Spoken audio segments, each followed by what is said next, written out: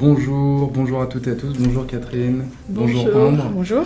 Merci pour être venu jusqu'à Station F pour réaliser ce webinaire sur les programmes sur mesure et le lien qu'on peut en faire avec la RSE, donc la responsabilité sociale et environnementale de l'entreprise. Aujourd'hui, on va parler justement de ce lien qu'on va creuser entre quels sont les enjeux de l'entreprise sur la RSE, comment on peut accompagner les collaborateurs sur cette dimension-là, comment les collaborateurs peuvent s'intégrer à cette dimension aussi à l'entreprise, parce que c'est à la fois une aspiration du collaborateur, mais c'est aussi une injonction de la société, mais particulièrement de l'entreprise, à s'adapter à ce nouveau cadre qui est celui, en l'occurrence, de tout cet enjeu ESG en anglais et RSE en français. D'abord, du coup, peut-être pour tous se présenter, moi je m'appelle Romain Été, je suis cofondateur de Clara, une solution de suivi de la montée en compétence du collaborateur et de son développement dans l'entreprise.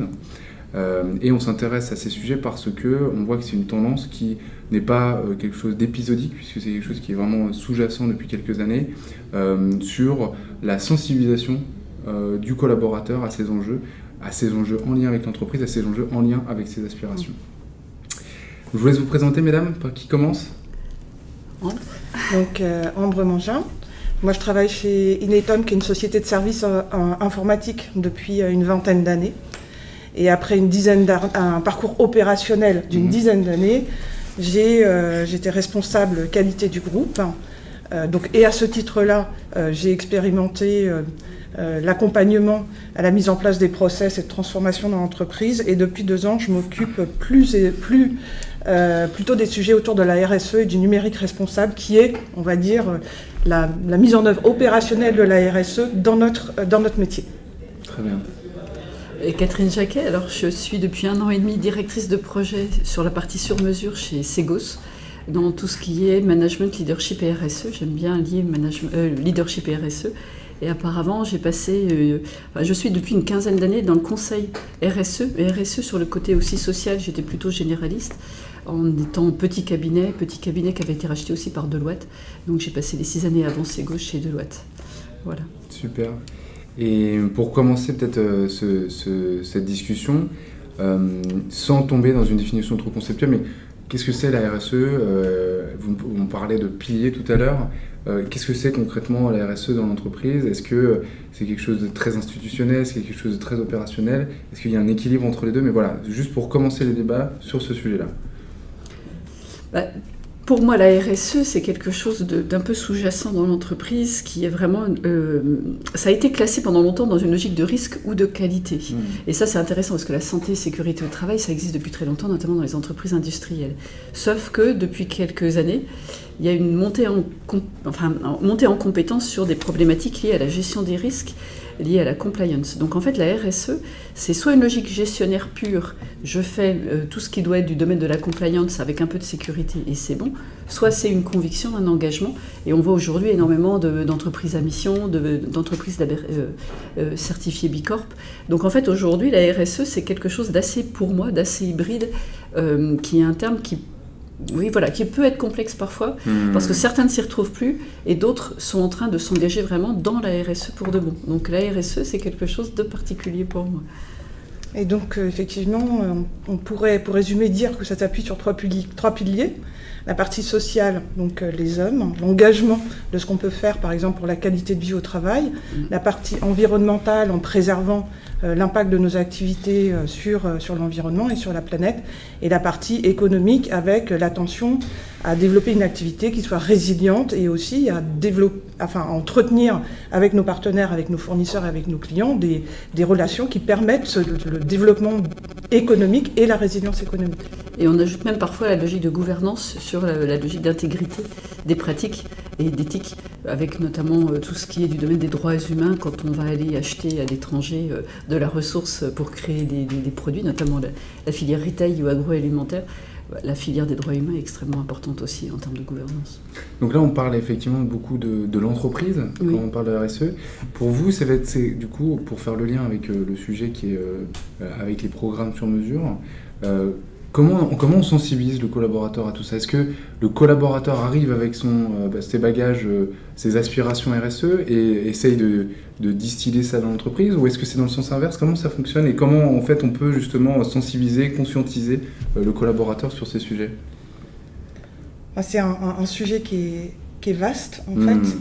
Il y a à la fois un besoin d'apporter à nos employés une compréhension de ce secteur que la RSE, parce que ce sont des concepts qui sont quand même qui peuvent paraître assez théoriques, donc d'amener des images très concrètes de ce que ça peut représenter, et aussi de connecter cette compréhension au business de l'entreprise, parce que l'entreprise peut et doit faire attention, mais pour cela, il faut qu'il y ait une connexion entre le travail qu'ils font au quotidien, qu'ils assument, et puis les enjeux et la politique d'entreprise au sujet en fait, de ces objectifs RSE. Tu avais des exemples intéressants sur l'informatique, justement, sur la sobriété. Alors, par exemple, oui, dans notre activité à nous, ça se concrétise par mettre en œuvre des bonnes pratiques de numérique responsable, avec une attention à ce que le numérique utilise essentiellement les ressources dont a besoin l'utilisateur pour pouvoir travailler. Donc ce qu'on appelle la sobriété, l'attention à l'environnement. Il y a un deuxième volet qui concerne plutôt l'accessibilité de l'information ou l'inclusion, c'est-à-dire pouvoir développer des sites, des applications dont tout le monde peut accéder à l'information, voilà, et puis avec les mêmes droits. Et puis le dernier point, c'est l'éthique, c'est-à-dire qu'on gère énormément de données et de données personnelles avec les processus digitaux, et donc il y a une attention particulière à garder sur la protection des données personnelles et des données qui sont gérées par ces applications-là. Donc la RSE se traduit dans notre activité par le numérique responsable et avec une attention sur ces piliers-là. Et concrètement, du coup, comment on décline ça? Enfin, comment on fait pour aller chercher le collaborateur? En fait, ce qui est intéressant dans ce que Ambre dit, c'est que la plupart du temps, il y a un socle de base. Si l'entreprise n'est pas forcément investie, on va avoir un directeur ou un responsable RSE qui se démène dans son coin et qui va aller chercher les parties prenantes les plus intéressantes en interne. Souvent, ça passe par la sécurité, par la QVT maintenant, mais c'est arrivé quand même un peu tardivement à force de loi. Loi de résilience et climat ou autre, ou loi, voilà, enfin, différents types de lois. Donc, au départ, c'était plutôt les logiques achats, par exemple, qui étaient très investies, parce qu'à un moment donné, quand il y a des appels d'offres avec des contraintes environnementales, d'un seul coup, c'est panique à bord, formez-moi, aidez-moi à faire une montée en compétences. Donc la RSE était plutôt techniciste au départ. Aujourd'hui, on se rend compte qu'il faut embrasser plus large. Donc il y a des choses intéressantes qui se passent, qui sont des réseaux aussi d'ambassadeurs qui permettent d'accélérer un petit peu. Donc souvent, on va former en interne. On commence à former en interne des réseaux. Alors ça va être des ateliers, souvent la fresque du climat, avec des accélérateurs pour vivre l'expérience. C'est la meilleure des choses, vivre l'expérience. Ce qui permet aux gens qui connaissent, qui sont un peu en avance, ceux qui sont en avance en dehors et qui pleurent de voir qu'il y a du retard en interne. Donc du coup, le fait d'être mis en dynamique est intéressant, le fait de pouvoir devenir ambassadeur est intéressant parce qu'on prête sa voix à quelque chose de plus fort. Après, là où ça devient difficile, c'est qu'on peut casser les pieds aux autres quand on est trop engagé ou trop... Voilà, donc il faut trouver le juste milieu pour que ça soit institutionnalisé. Et en même temps, faire attention que ce ne soit pas trop institutionnalisé parce que là, on perd tout le monde. Donc ce que vient de dire Ambre est pour moi exemplaire et je trouve ça super intéressant, c'est que c'est connecté à la réalité du business. De toute façon, aujourd'hui, maintenant, en fait, ça fait 15 ans que je suis dedans, il y a eu beaucoup de retard pris par beaucoup d'entreprises, mais les entreprises qui ont pris de l'avance, en règle générale, sont celles qui ont commencé à transformer leur modèle économique et comprendre que si je fais ça dans tel et tel endroit, à un moment donné, ça va apporter à la fois de la performance, mais aussi le droit d'opérer. À un moment donné, voilà, il y a des entreprises, une entreprise notamment quand vous avez L214 qui vient chez vous filmer des bêtes en train de se manger ou en train de mourir. On connaît des personnes, des entreprises magnifiques du côté de la Bretagne qui ont été obligées de transformer radicalement leur modèle économique avec des plans de progrès intégrant par exemple le bien-être animal. Vous parliez bien-être animal il y a encore 10 ans, les gens rigolaient. Donc il y a une progression et en ce moment c'est super parce qu'il y a une vraie accélération. Alors quand on connaît ça depuis longtemps, il faut savoir se taire et accepter qu'on doit repasser aussi par des fondamentaux. Du coup, il nous faut des accélérateurs parce que les fondamentaux en mode académique, c'est rébarbatif, très moralisant aussi parce qu'aujourd'hui, voilà, on a des rapports du GIEC, on a plein de choses qui sont alarmistes. Donc il faut savoir donner de la nuance et très vite faire vivre l'expérience, pouvoir permettre aux personnes de se situer. Moi, j'ai une sensibilité plutôt là-dedans, moi une sensibilité. Moi, je sais que mon hypersensibilité, je suis fan des ODD et plutôt ouverte sur toutes les logiques très reliées à l'humain, l'expérience par l'éducation. C'est pour ça que j'ai bifurqué du conseil aussi à la formation, en étant aussi dans des associations, un Innovation Lab qui s'appelle Unleash Innovation Lab, qui embarque des jeunes de 18 à 35 ans pour pouvoir accélérer l'atteinte des objectifs des ODD par le biais des startups. Donc on voit que l'expérience, l'accélération, connectée avec l'innovation et la facilitation pour pouvoir justement trouver des modalités d'accélération. Alors, je ne vais pas dire fun, parce que le sujet n'est pas fun, mais des modalités d'accélération concrètes et apprenantes. Voilà. C'est intéressant, puisque en gros, ce qu'on dit, c'est qu'un des éléments primordiaux pour réussir, c'est finalement trouver la raison d'être de la RSE pour l'entreprise. C'est-à-dire faire en sorte que cette RSE, elle puisse être appliquée pour l'entreprise. Mais comment on gère, du coup, les aspirations personnelles des collaborateurs ?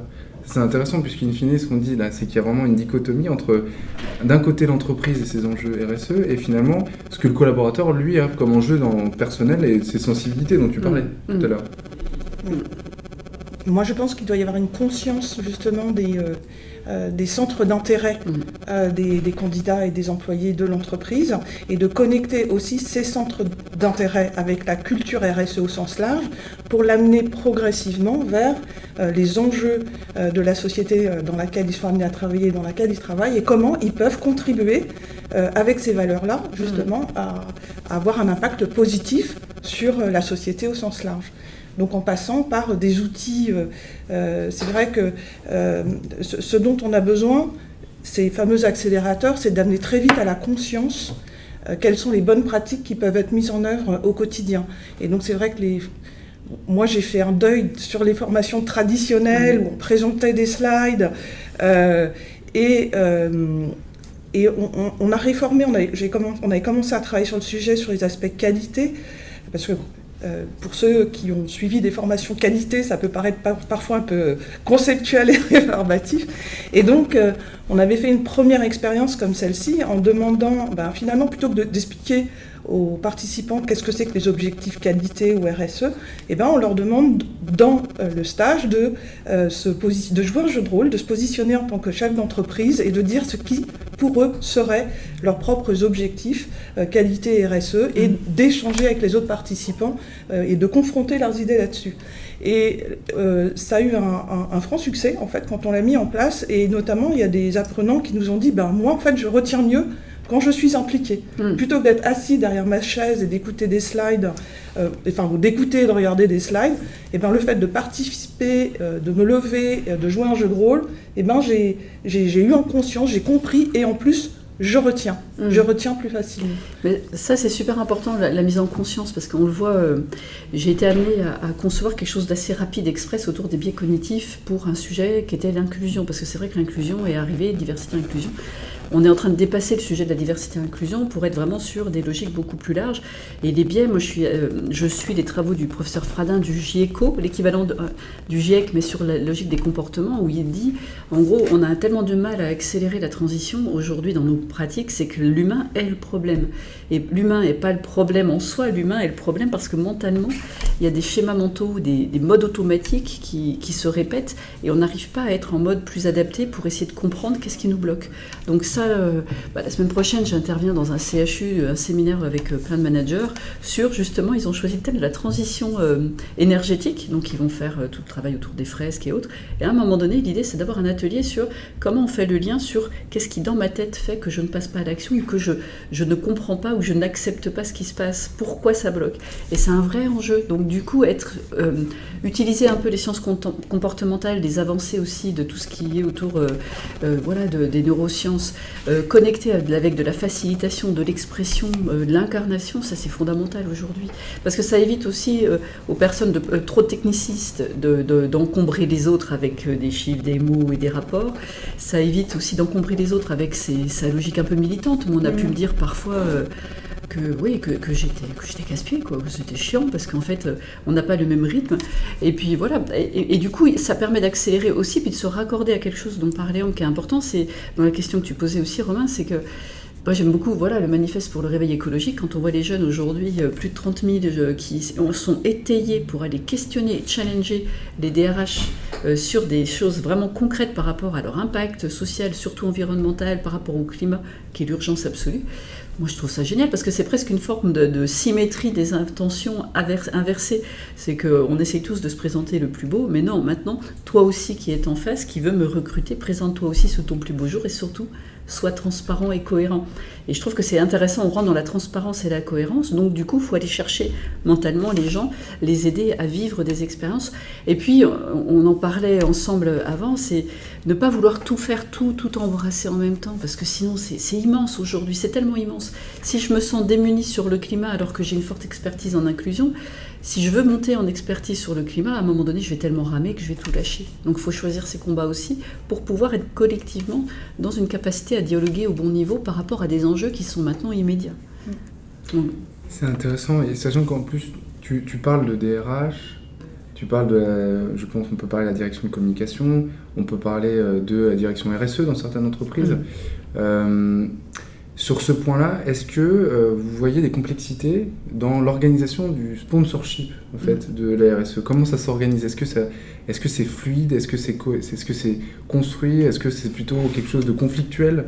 Enfin, comment vous voyez les choses? Parce que nous, on a la sensation que finalement, c'est très éparse ce support en fait, dans l'entreprise de cette politique, et qu'in fine, plus c'est éparse, moins c'est structuré, organisé, et plus c'est centralisé, et plus c'est institutionnel. Donc, l'un dans l'autre, en fait, on y perd en efficacité. C'est une vraie question. Après, c'est délicat de répondre peut-être quand on est en entreprise, je ne sais pas, mais... De ce que vous pouvez voir à l'extérieur. Moi, je l'ai vu en tant que conseil. C'était plus facile de parler en tant que conseil. C'était plus facile pour nous de travailler avec des directeurs RSE qui étaient indépendants, rattachés à la direction générale, parce qu'ils ont une latitude plus large, et ça permet d'avoir des DG, une direction générale ou un COMEX qui comprend. Voilà. Souvent, mais c'est mon point de vue, j'embarque que moi, souvent quand c'est rattaché au RH ou à la communication, je trouve que ça manque de puissance pour rentrer dans les mécaniques de l'entreprise, parce qu'il y a forcément une logique plus... j'ai été communicante dans le passé, il y a forcément une logique plus lisse, on va lisser, et puis un DRH, l'air de rien, certes il va développer des talents, mais sa première mission, c'est quand même le volet juridique, éviter qu'il y ait des conflits, éviter qu'il y ait des problèmes. Donc, pour moi, ce sont deux approches. Je ne sais pas si je vais me faire des amis, excusez-moi, mais je ne légitime pas tout à fait le fait que la RSE aujourd'hui reste encore dans le champ de la communication et des RH, et je trouve que c'est ni de la qualité, je pense qu'elle doit être indépendante. Elle doit être indépendante, rattachée au DG, avec comme mission d'être en transversalité totale, avec les moyens de la communication, parce que la communication est le plus beau accélérateur, notamment comme interne, et puis les RH aussi, parce que les RH, déjà, avant de gérer pour moi la RSE, doit d'abord gérer un bon niveau de qualité de vie au travail, et puis de dialogue social, parce que le dialogue social aujourd'hui avec la loi Résilience et Climat fait que les CSE sont des partenaires, des parties prenantes importantes, et je pense aussi qu'en France, ils ont complètement raté le coche, ils auraient dû être les porteurs de la RSE au sein des entreprises. Sauf que comme ils sont plutôt sur des logiques d'opposition et lutte de classe, lutte de pouvoir, défense d'intérêt, ce qui est très bien et nécessaire, pour moi ils ont raté le coche de la RSE. Aujourd'hui ça devrait être eux qui portent la RSE dans les entreprises. Mais ça, c'est vraiment mon parti pris. Voilà, donc j'engage personne d'autre que moi en disant ça.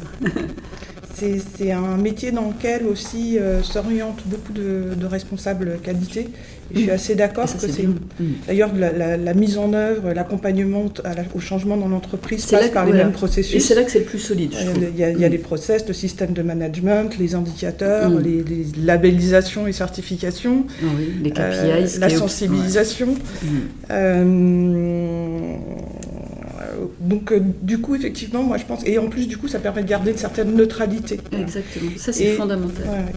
Ouais. Et après, pour la mise en œuvre et la sensibilisation de l'entreprise, pour que ça puisse être sponsorisé, il faut qu'il y ait une vraie sensibilisation de la direction générale. Donc ça passe aussi, et ça passe par tous les organes de l'entreprise. Le fait que pour attirer des candidats, ils attendent aussi de l'entreprise de pouvoir agir sur ces sujets-là.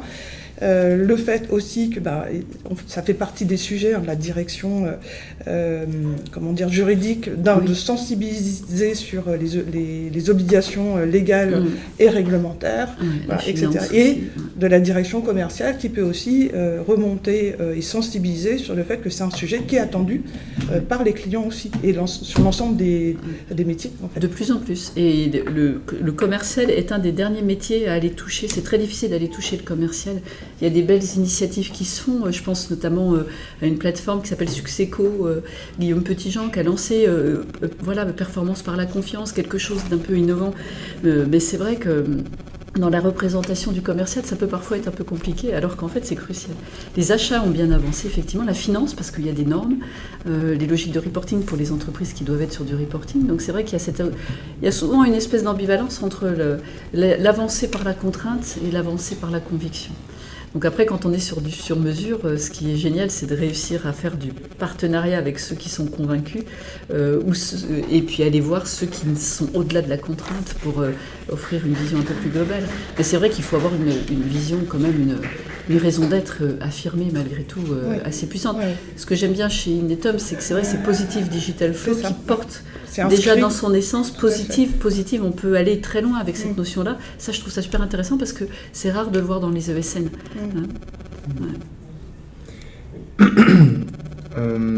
Un autre point qui est important dans ce que vous dites, c'est que c'est à différentes strates. Là, on parlait de l'organisation du mode de fonctionnement. Donc, ce qu'on comprend potentiellement, c'est qu'il faut avoir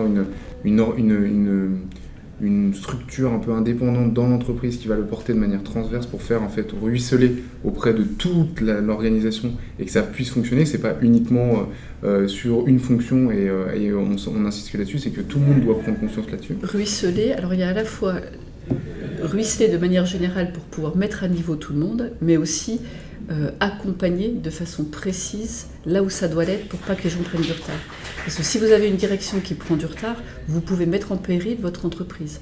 Ne pas être en capacité d'anticiper qu'il va y avoir, je sais pas, parce que là on s'est tous pris des restrictions énergétiques, tout le monde est sur énergie. Ceux qui ont anticipé sont bons. Aujourd'hui, il y a des entreprises, parmi les benchmarks les plus pertinents, on sait que Schneider Electric est une entreprise durable excellente. Ils ont su anticiper leur modèle. On sait que McDonald's, pour avoir travaillé avec eux pendant quelques années, McDonald's France, on ne le voit pas, mais ils ont des plans de progrès en agroécologie avec des agriculteurs, notamment des jeunes agriculteurs, pour faire en sorte que 90 à 95% de leur alimentation clé, à savoir tout ce qui est autour du bun, en fait, la farine, donc le blé, la viande, le poulet, la salade, est d'alimentation locale. Voilà, vous voyez. Et en fait, c'est des choses qu'on ne voit pas forcément, mais ça, quand ils savent l'accompagner sur des plans de progrès, en anticipation de normes, ça, c'est faut jouer votre rôle de maintenir la capacité à l'entreprise de continuer, de durer et de performer. Parce que la durabilité doit être liée aussi à une logique de performance, au-delà de la logique pure de conviction. Moi, j'aime bien quand il y a de la conviction, comme à la Massif, parce que voilà, c'est puissant, c'est chouette. Encore faut-il que ça puisse être rentable dans le temps. On parlait souvent de Patagonia en disant il est fantastique, Chouinard, fantastique, mais Chouinard, c'est vraiment pour moi, c'est une singularité qu'on ne peut pas modéliser. Il a construit son entreprise à partir d'un modèle de durabilité jusque dans ses produits. Donc faire marche arrière et aller amener ces produits vers de la durabilité quand ils n'ont pas été conçus comme ça initialement, c'est super dur. Donc c'est pour ça que j'ai du respect pour ceux qui le font, qui le tentent, même par îlot. Voilà. Mais je pense qu'aujourd'hui, il faut vraiment, à minima, amener les gens dans sa globalité, mais aussi être en capacité d'aller accompagner les métiers. Sinon, on peut vraiment, je pense, planter une entreprise. Et justement, pour rebondir là-dessus, là, on parle beaucoup de différentes strates. J'imagine que pour conscientiser, on va pas avoir le même impact sur des C-level que sur des managers, que sur des opérationnels. Comment ça s'organise? Comment on fait pour maximiser finalement l'impact qu'on voudrait avoir et encore une fois, on y reviendra sur qu'est-ce qu'il ne faut pas faire, mais comment on fait pour qu'on puisse toucher le maximum de personnes et de conscientiser en fait le maximum de personnes? Donc ça passe par de l'acculturation, l'accompagnement de la direction de la communication, avec en fait un ensemble de sensibilisation qui peuvent être de type gaming, challenge, etc. Donc il y a un travail préalable à réaliser pour faire justement une connexion. Alors nous, par exemple, ce qu'on fait, c'est qu'on se cale sur le calendrier mondial du développement durable et à chaque fois, on en profite justement pour apporter des éléments de compréhension, faire un petit jeu et connecter toujours avec notre activité pour sensibiliser en fait les employés. Et ça, c'est, on va dire, au sens large. Et après, pour toucher en fait vraiment les personnes qui travaillent en fait le terrain, les développeurs, les concepteurs, etc. Au-delà de la sensibilisation et de la prise de conscience, on travaille sur la réalisation de quiz de bonnes pratiques qui va les amener, en fait, l'idée c'est de les amener à s'interroger sur est-ce que cette bonne pratique, je la connais, est-ce que je l'ai mise en place, est-ce que j'ai mis en place le Lean qui permet en fait d'optimiser les processus métiers et ça fait partie du numérique responsable, est-ce que, voilà, et donc du coup l'idée c'est de les amener en fait à aller un peu plus loin dans la compréhension et de se dire ah bah tiens, peut-être moi je mets déjà en place des bonnes pratiques, donc c'est positif et c'est toujours agréable, et puis bah, du coup d'en connaître d'autres, peut-être qui n'ont pas mis en œuvre et qui vaudraient le coup de mettre en œuvre pour améliorer encore l'implémentation des pratiques et pour faire un numérique plus sobre par exemple, plus éthique. Après on leur restitue en fait un état des lieux, alors on les fait jouer à plusieurs de ces quiz-là, et ça leur permet d'avoir une idée de là peut-être où dans l'écosystème dans lequel ils travaillent, il y a peut-être des points de progrès à mettre en œuvre, par exemple limiter la fréquence d'archivage des bases de données, parce qu'en fait sur certains métiers ou certaines activités, il n'y a pas besoin d'archiver tous les jours, et tout ça, ça occupe de l'espace disque, et comme ça occupe de l'espace disque, ça fait chauffer les data centers, enfin, voilà, donc il y a un impact sur l'environnement. Et on les fait dans un second temps sur la base de ce travail-là, travailler ensemble à l'étude d'opportunités. Donc on s'appuie sur les méthodes agiles et design thinking, Fresque également, pour prolonger l'appropriation et pour progressivement les mettre en mouvement. C'est-à-dire que ce qui est important pour nous aussi, c'est de les mettre en mouvement d'identifier opérationnellement dans leur quotidien quelles sont les pratiques qu'ils peuvent mettre en place opérationnelles, c'est-à-dire entre guillemets d'aller en cuisine et de les amener à commencer à travailler sur toutes les bonnes idées qu'ils pourraient développer pour améliorer, pour être plus attentifs à l'empreinte environnementale, pour améliorer l'accessibilité des applications et la protection des données. Et ensuite, dans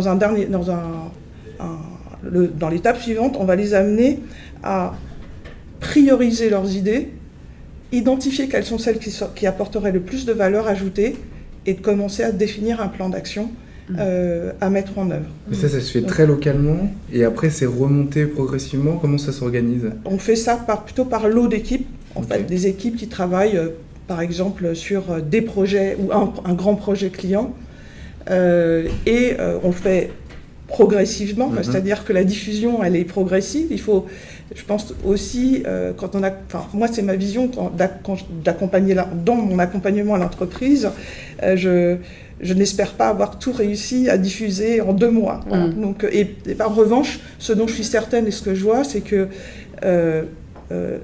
amener les employés qui travaillent au quotidien sur la réalisation de solutions informatiques, finalement, c'est efficace parce qu'ils sont acteurs très rapidement. Donc, du coup, ça se déploie progressivement. Ce qui est important aussi également, c'est que ces étapes de sensibilisation, appropriation et mise en mouvement, elles se prolongent dans la durée. Donc, il faut un sponsor, un leader qui soit identifié parmi ces équipes-là, un ou plusieurs, des ambassadeurs, et qui vont prendre en charge en fait l'engagement d'amener les actions jusqu'à leur terme. Oui, c'est tout à fait ça. Nous, on le voit aussi dans les demandes qu'on a, c'est qu'il y a quand même... Ce qui est intéressant, c'est qu'il y a de la connaissance dans l'entreprise, dans l'organisation. Donc l'idée, c'est vraiment d'être en partenariat quand on intervient et d'apporter la touche complémentaire sur des programmes sur mesure qui vont permettre d'aller toucher bien, d'aller accélérer. Alors souvent, on nous demande des choses très très courtes. On fait attention à ce que ce soit quand même ancré dans le temps, un minimum de répétition, d'appropriation, et puis à jouer en partenariat en fait.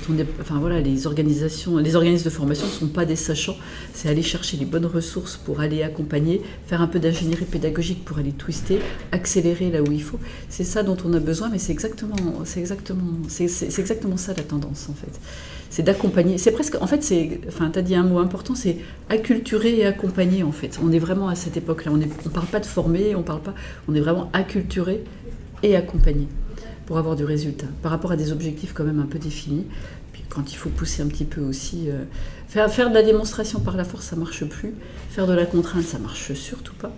Les seuls parfois qu'on peut un peu contraindre, et paradoxalement, c'est les COMEX sur des temps extrêmement courts, quand il faut vraiment injecter de la connaissance pour accélérer. Souvent, c'est des gens qui sont bien cornaqués, ils savent, donc ils vont se dire « Ok, j'ai 1h30, 2 heures, il faut accélérer, ça y est, j'ai compris », et après, ils peuvent être encore plus accélérateurs quand ils ne sont pas accélérateurs, dans certaines petites organisations notamment.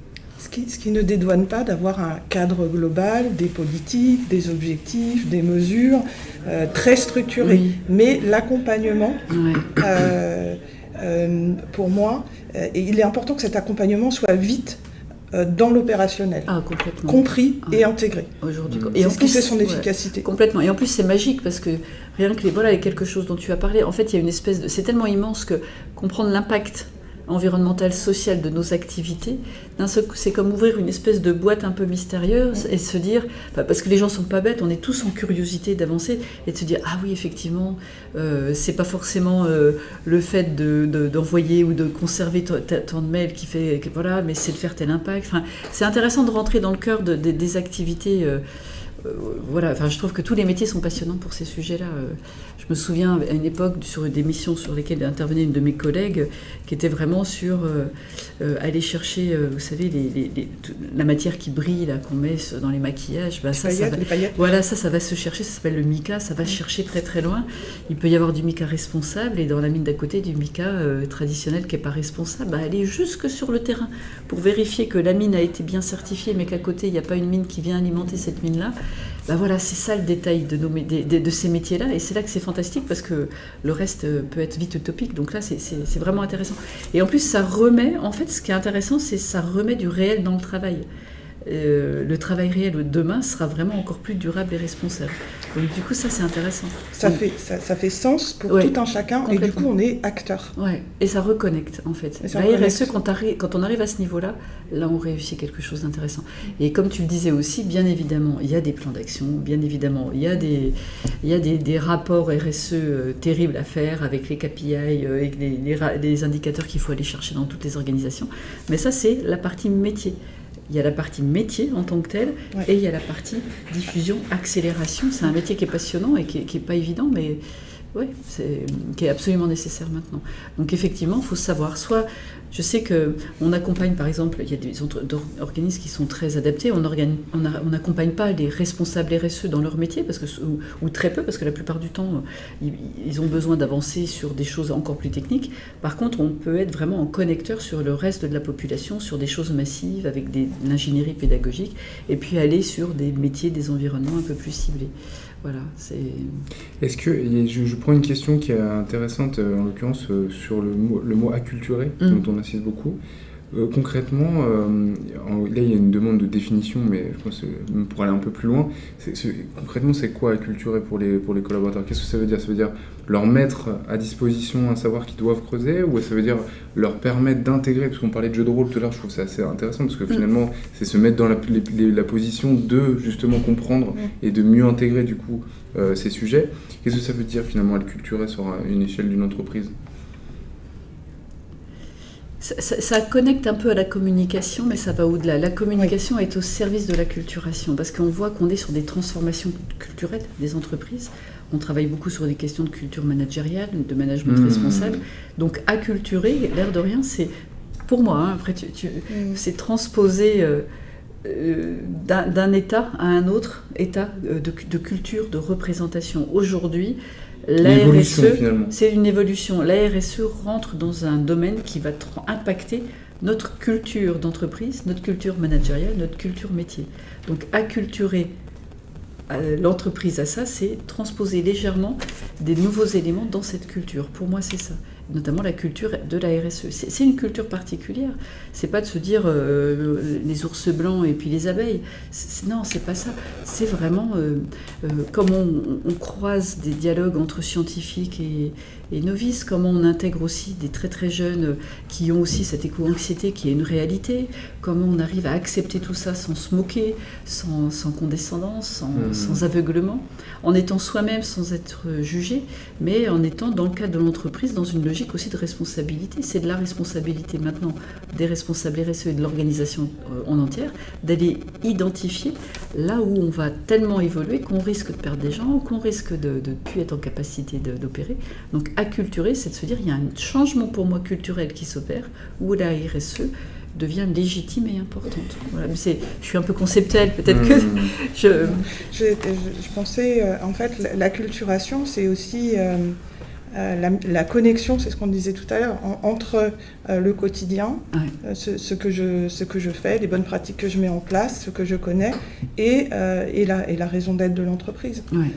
En fait, que ce soit de la RSE, de la qualité et du business, qu'est-ce qu'on veut vendre et quelle est l'image aussi qu'on défend de ce qu'on vend et comment en fait on peut avec des actions très pratiques mettre en œuvre de façon synchrone et coordonnée en fait avec l'entreprise, tout ça. Oui, parce que l'acculturation, voilà, c'est ça. Puis l'acculturation, en fait, c'est quelque chose qui on est tellement en silo dans nos métiers au quotidien qu'à un moment donné, quand on a quelque chose qui arrive comme ça d'un peu massif, il faut aussi qu'on puisse sortir de son silo pour aller choper ce qui est quand même dans une logique un peu plus transversale. La RSE, elle est à la fois dans les métiers, mais aussi en transversal.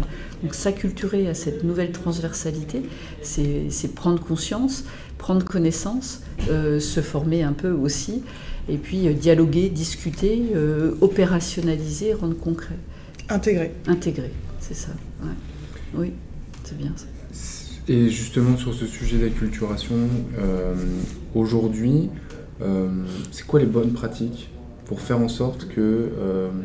alors, on ne va pas tomber sur les mauvaises pratiques, on évoquera ça dans un second temps, mais les bonnes pratiques qui font que vous avez l'impression qu'il y a une bonne adhésion côté collaborateur, il y a une bonne adhésion côté manager, parce qu'on parle vraiment de strates différentes. Moi j'aime bien aussi que vous découplez aussi beaucoup, parce que je pense que les attentes ne sont pas les mêmes, et l'impact n'est pas le même non plus, parce qu'évidemment, j'imagine que sans sponsor COMEX, c'est difficile de faire passer tout ça. Sans sponsor managérial, c'est difficile de faire passer ça aux collaborateurs.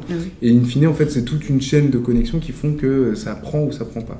C'est quoi les bonnes pratiques pour faire en sorte qu'il y ait une acculturation qui soit la plus rapide possible ou la plus impactante possible? Ça peut être deux aspects différents d'ailleurs. Je sais pas ce que... Non, mais je laissais en produire. J'étais en train de réfléchir. Oui, parce que, en fait, comme tu es vraiment dedans, moi, je suis plutôt en regard extérieur, mais c'est vrai que, sur les bonnes pratiques, c'est vrai que c'est quand même intéressant d'embarquer à minima, en règle générale.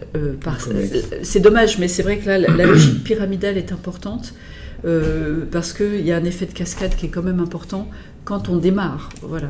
Quand c'est déjà démarré, c'est intéressant d'être sur les logiques un peu à la Cotter, vous savez, dans l'accompagnement du changement. Il peut y avoir par endroits des logiques de sentiment d'urgence à créer, puis d'aller se reposer sur des groupes qui vont aller diffuser. Mais ça, c'est plus rare déjà, c'est plus rare. Je l'ai vu dans des entreprises industrielles où la logique sécurité-qualité fait que la logique environnementale ou développement durable, elle arrive à côté de façon carrée et on n'a plus qu'à l'enrayer, à l'embarquer. Sur des logiques plus impalpable, où dans le métier c'est plus difficile, c'est vrai qu'il faut réussir à trouver les bons arguments pour convaincre et embarquer. Et je trouve que la logique plus pyramidale est nécessaire à ce stade. Sinon, après, c'est compliqué. Si on n'y va pas comme un seul homme, il peut y avoir aussi des écarts, des concurrences. Moi, j'ai connu les tout débuts, quand j'étais vraiment en conseil sur la partie stratégie RSE qu'on mettait en place, alors c'était au début des années 2010, on pouvait voir des concurrences, mais des gens se tiraient dans les pattes, les achats qui voulaient surtout pas en entendre parler, les RH qui essayaient d'arriver, il n'y avait pas de responsable RSE, c'était diffusé.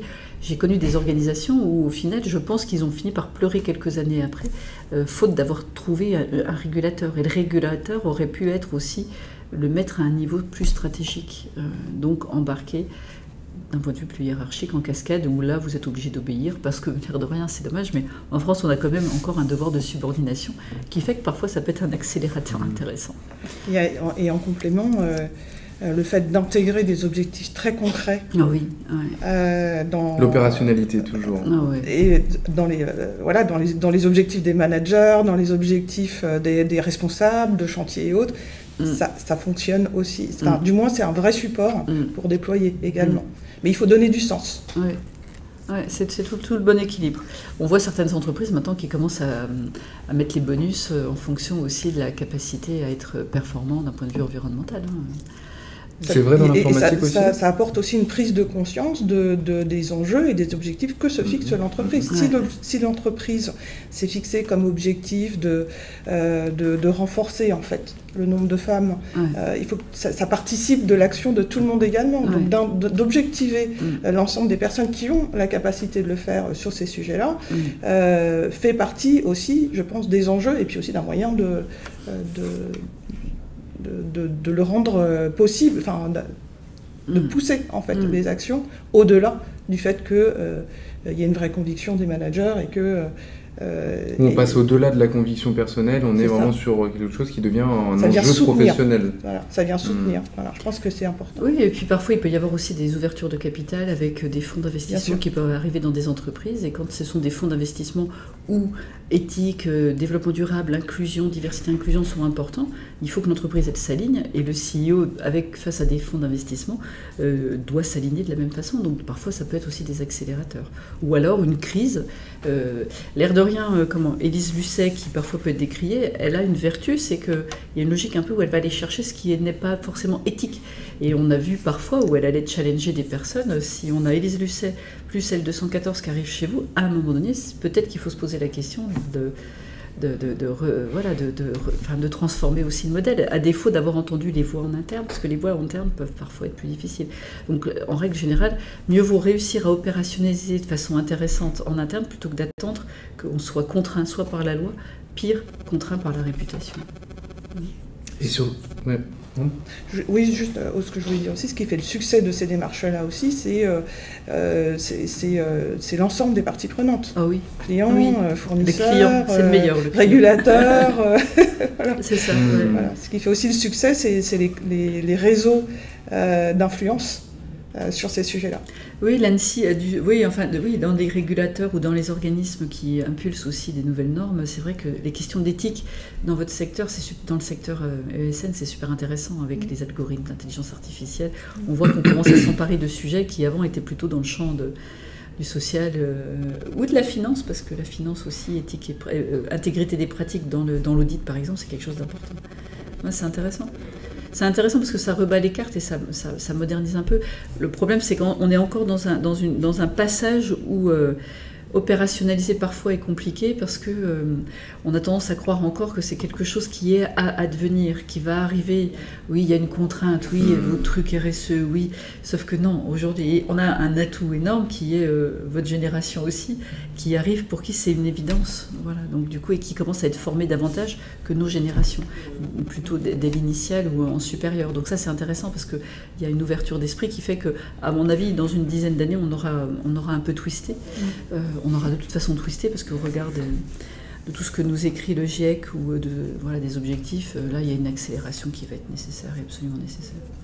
Et justement dans le prolongement de ces bonnes pratiques, ça veut dire quoi? Ça veut dire on parlait d'ateliers tout à l'heure, il faut que ça soit centré sur la RSE ou la meilleure pratique c'est de faire un dispositif de développement classique et dans ce dispositif de développement en fait on distille des éléments pour que justement ça soit moins entre guillemets RSE centrique. Est-ce que c'est quoi pour vous la meilleure approche? C'est que ça soit le plus fort possible coloré RSE ou que ça soit plutôt ça fait partie du package entre guillemets de l'atelier? Alors ça c'est notamment parmi les personnes qui travaillent dans les directions qualité, ce sont des grands débats. Est-ce qu'on parle de qualité quand on vient présenter en fait aux équipes ce que c'est qu'un objectif qualité, on dit que c'est un objectif d'entreprise.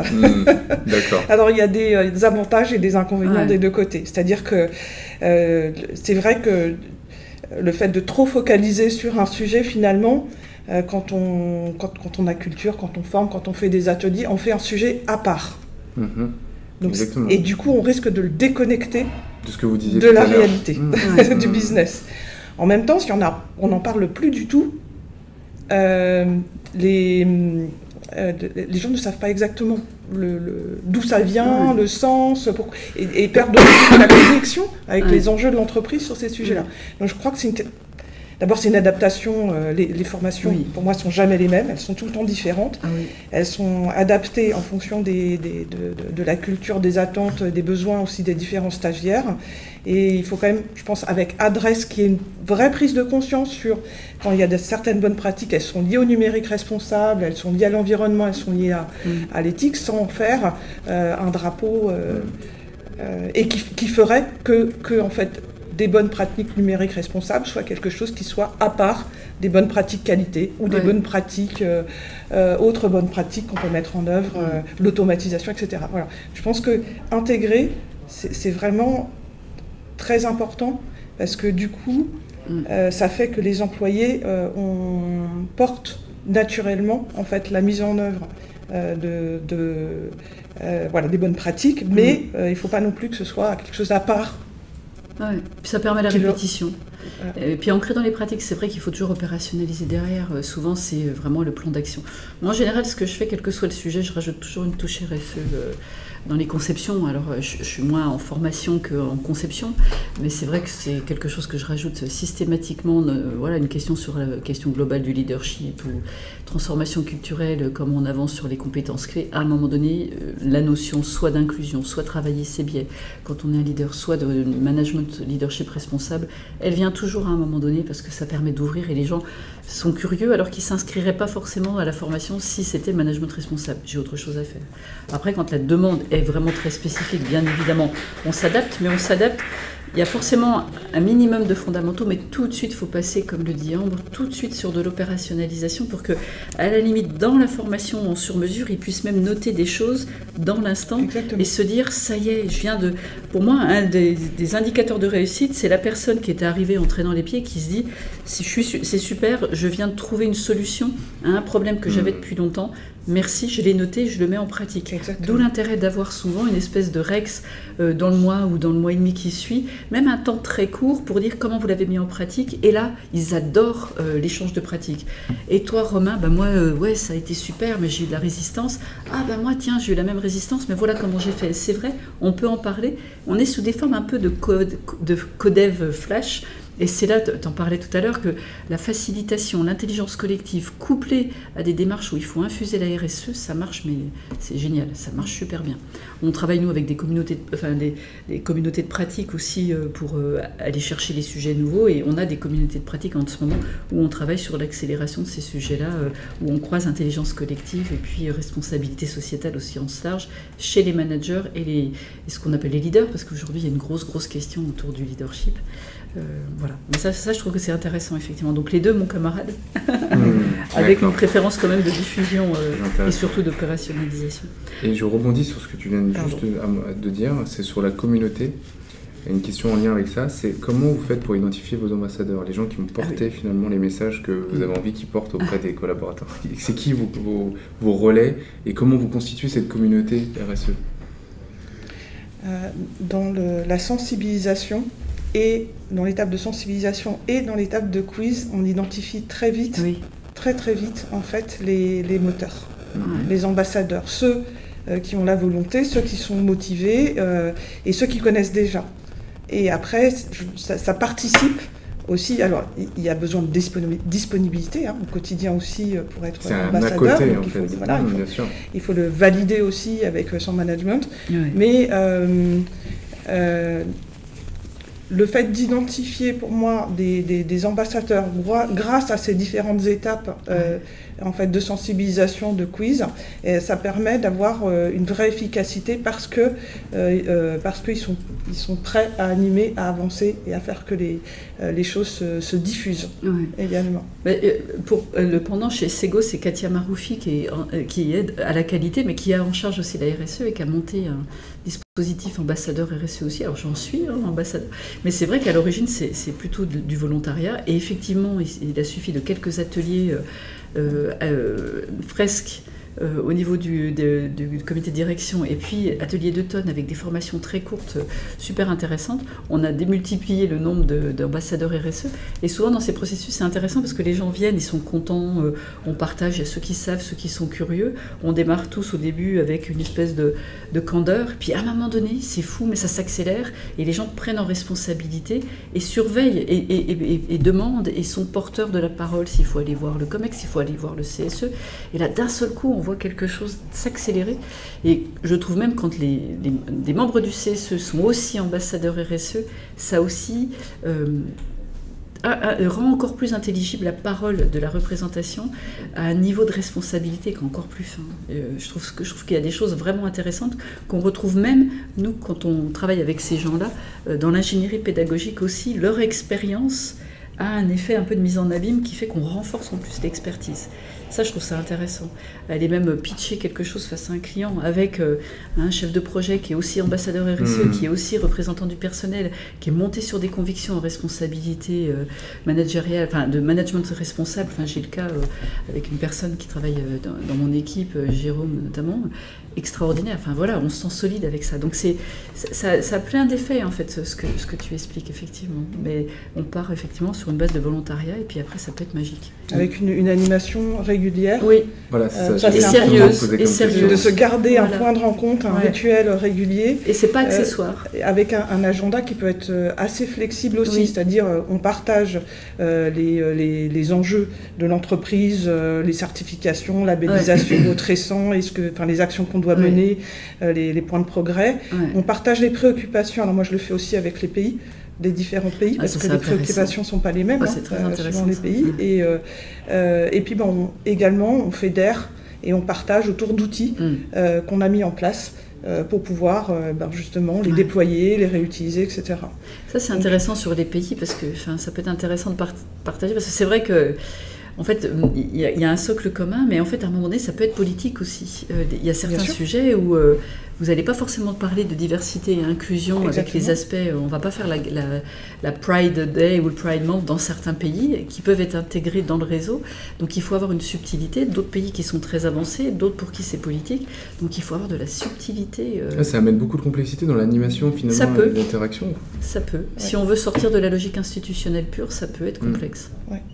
Il y a des bonnes pratiques d'animation sur ce sujet, c'est-à-dire tu parlais de ritualisation, de moments avec eux, mais comment tu les pousses à interagir? Est-ce qu'il y a des choses que tu peux mettre en place justement pour les stimuler entre guillemets, parce que j'imagine que t'es volontaire, mais c'est pas spontané en l'occurrence les moments. Dans le cadre des échanges qu'on a, il y a un des points de l'agenda qui est important, qui est le point business, et qui permet de faire émerger aussi des préoccupations autour d'un ou deux ou trois clients, des attentes. Et puis en dehors des comités, on continue quand même d'échanger sur les besoins. On crosse nos expériences et peut-être quelquefois on a une question à laquelle quelqu'un ne sait pas répondre. Donc, c'est du réseau. Et donc du coup, d'une certaine façon, je sollicite toujours dans le cadre de ces comités l'intervention de chacun avec un sujet qu'il choisit. Voilà. L'agenda est fixé, on a un horaire qu'on tient. On a un sujet qui est dédié aux enjeux à l'échelle de l'entreprise, la stratégie, la politique, la labellisation, etc., les outils, et après, chacun peut, ou je sollicite l'intervention sur des outils ou des questions qui ont été traitées et qui peuvent être intéressantes à partager avec les autres. Et ça, il y a une vraie appétence, en fait. Ah oui. Je trouve qu'il y a 3 mots-clés, en fait. C'est l'appétence, la maturité et la priorité, la priorisation. En fait, on se rend compte très vite quand on partage, il y a une appétence qui émerge. D'un seul coup, on monte en maturité. Et quand on est monté en maturité, on peut commencer à prioriser des sujets importants en termes RSE, où ça devient, c'est intégré. Et ça, je trouve que c'est intéressant de voir la progression, être acteur de ça. Ouais. Ce que j'aime faire également, c'est faire intervenir des représentants, par exemple de la diversité, ou des représentants de la direction des achats, ou à chaque fois aussi d'avoir un acteur de l'entreprise qui travaille sur ces sujets-là et qui a un élément important à partager, une attente particulière, et qu'elle ne reste pas dans... que ce soit pas finalement un cocon, enfin quelque chose de totalement à part dans un silo, mais qu'elle soit partagée justement avec des ambassadeurs de l'entreprise. Ça c'est riche, c'est riche parce que ça nourrit un réseau qui après, c'est au-delà d'ambassadeurs. Ça fonctionne un peu plus tout seul après. Je suis complètement d'accord. L'objectif étant d'accroître l'autonomie, en fait, le partage de connaissances et l'autonomie. Katia Maroufi chez nous anime de la même manière en fait, et on a vu l'accélération, on discute maintenant sur des sujets, en fait on va plus loin, on questionne plus loin, et en fait ce que je trouve intéressant c'est que on lâche le facile pour aller vers le plus difficile, parce qu'aujourd'hui les enjeux c'est ça, c'est qu'est-ce qui est un peu maintenant difficile à traiter, qui va être un peu plus difficile à amorcer.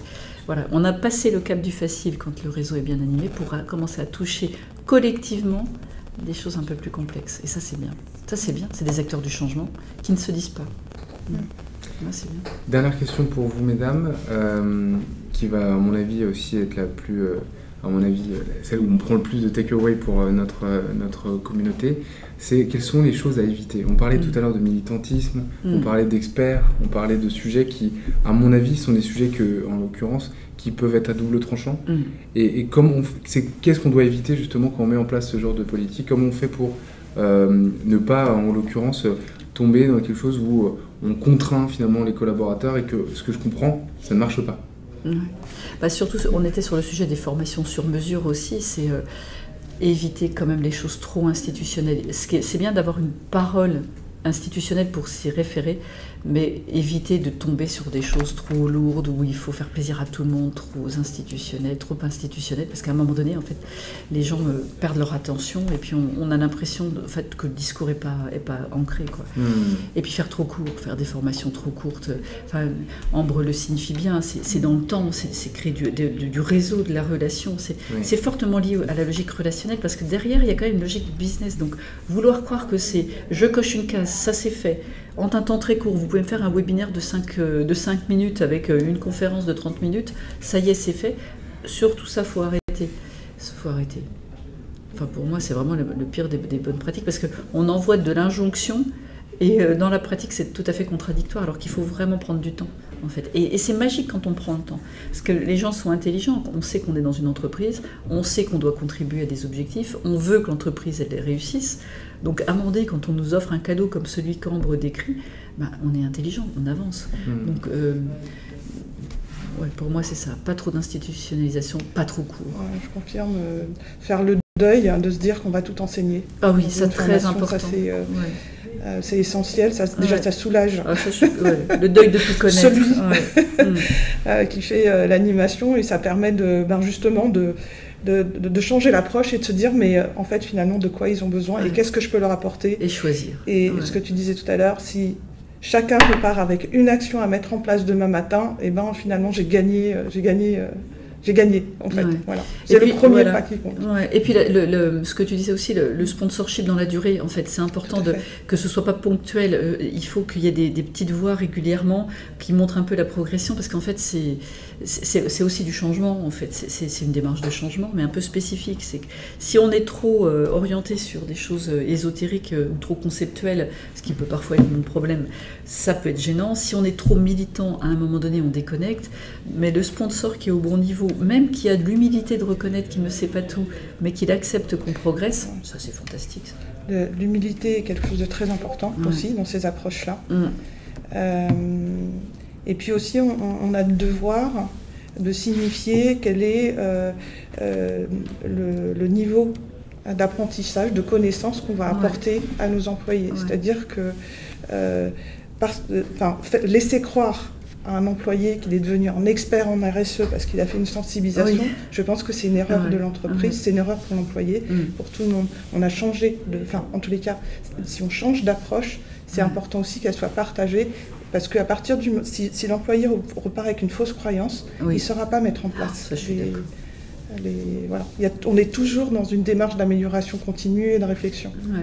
Et de reconnexion, l'air de rien, au business, sans le dire. Et de reconnexion au business. Parce que pouvoir se dire, tiens, j'ai découvert quelque chose de nouveau qui va pouvoir m'aider à être meilleur, ou dialoguer différemment avec l'externe, ou aller chercher des nouvelles pistes, c'est quand même ça la réussite. Et c'est sous-jacent à ces démarches plus longues et plus respectueuses. Merci beaucoup, mesdames. Ce que moi je retiens de la RSE aujourd'hui, c'est que c'est avant tout la mise en opération, en fait. Et comment on fait pour que ça ait des réalités terrain. Et que finalement, on change de vision de ces grands piliers finalement, qui sont mis dans les rapports annuels. En fait, c'est beaucoup plus granulaire que ça, et que la réussite d'une politique RSE dans une entreprise, c'est de faire en sorte que les collaborateurs arrivent à le mettre en place concrètement dans leur job. Et ça, je trouve que c'est très, très, très intéressant. C'est de la subtilité opérationnelle, on va dire.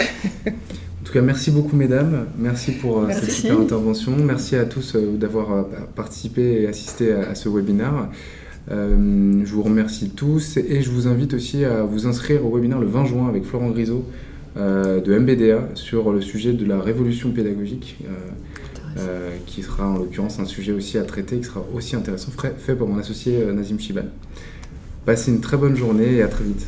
Au revoir. Merci beaucoup. Au revoir.